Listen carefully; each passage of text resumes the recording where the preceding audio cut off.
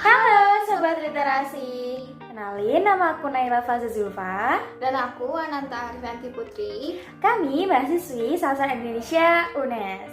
Dan di sini kami akan menjelaskan mengenai relevansi antara bahasa kebangsaan dan pengembangan ilmu yang kami kutip dari tulisan Dr. Hasan Alwi.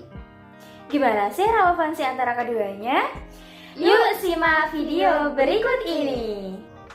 Kemajuan ilmu pengetahuan dan teknologi atau yang biasa kita sebut dengan iptek ternyata berkaitan loh dengan bahasa. Mengapa demikian?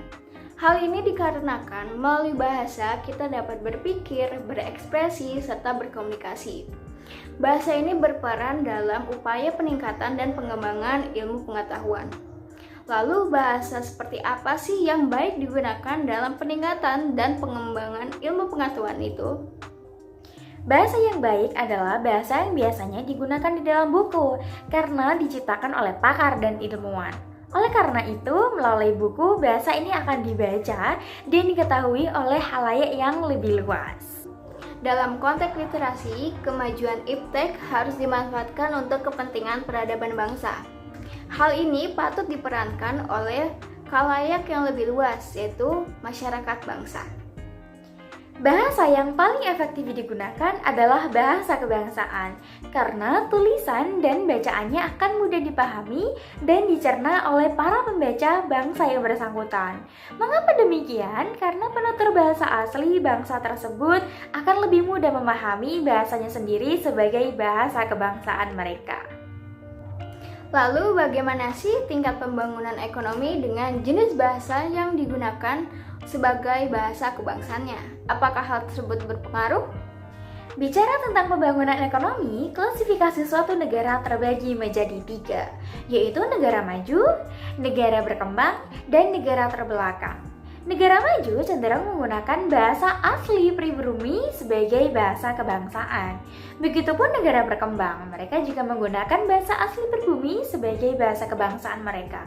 Namun berbeda halnya dengan negara yang terbelakang. Mereka cenderung menggunakan bahasa bekas jajahan sebagai bahasa kebangsaan mereka. Gimana? Sudah jelas kan? Jadi suatu negara yang menggunakan bahasa pribumi sebagai bahasa kebangsaannya akan lebih berhasil dalam meningkatkan pertumbuhan ekonomi dibandingkan dengan negara yang masih menggunakan bahasa asing atau bahasa penjajah sebagai bahasa kebangsaannya. Pada akhirnya, suatu bahasa menjadi penentu untuk pertumbuhan ekonomi. Bukan hanya itu, tetapi akan berpengaruh dalam pengembangan iptek dan juga peningkatan peradaban. Lalu, bagaimana bisa bahasa kebangsaan ini sangat berpengaruh besar terhadap pertumbuhan ekonomi? Alasannya yang pertama, karena mudah dipahami oleh mereka sebagai penutur asli. Alasan yang kedua, melalui bahasa kebangsaan mereka dapat berpikir menghasilkan ide kreatif sehingga mereka mudah mengatasi permasalahan dan menghadapi tantangan kehidupan. Oleh karena itu, melalui bahasa kebangsaan mereka dapat meningkatkan taraf kehidupan dan meningkatkan kesejahteraan kehidupan mereka. Sebagai contoh, mari kita lihat sejarah bahasa Melayu yang digunakan sebagai bahasa kebangsaan negara Malaysia untuk mengembangkan ilmu pengetahuan. Berawal dari kerajaan Sriwijaya yang luasnya hampir seluas Nusantara pada abad ke-7 hingga ke-11, bahasa Melayu mulai digunakan sebagai bahasa resmi kerajaan, bahasa perdagangan, hingga bahasa sebagai penyebaran agama. Kemudian yang kedua, pada abad ke-14 hingga 16, bahasa Melayu digunakan oleh Kerajaan Malaka, yang dimana luas wilayah kerajaan tersebut hampir seluas kawasan Asia Tenggara. Bahasa Melayu digunakan bukan hanya untuk bahasa resmi kerajaan, bahasa perdagangan maupun penyebaran agama, namun juga digunakan sebagai bahasa ilmu pengetahuan. Bahasa Melayu telah memperlihatkan potensi dan kemampuannya sebagai bahasa pengembangan ilmu pengetahuan. Dari dulu saja sudah seperti itu, apalagi sekarang. Sebagai contoh, saat ini bahasa Indonesia yang merupakan bahasa rumpun Melayu telah menjadi bahasa resmi di lembaga pendidikan, yang tentunya akan berdampak positif bagi pengembangan ilmu.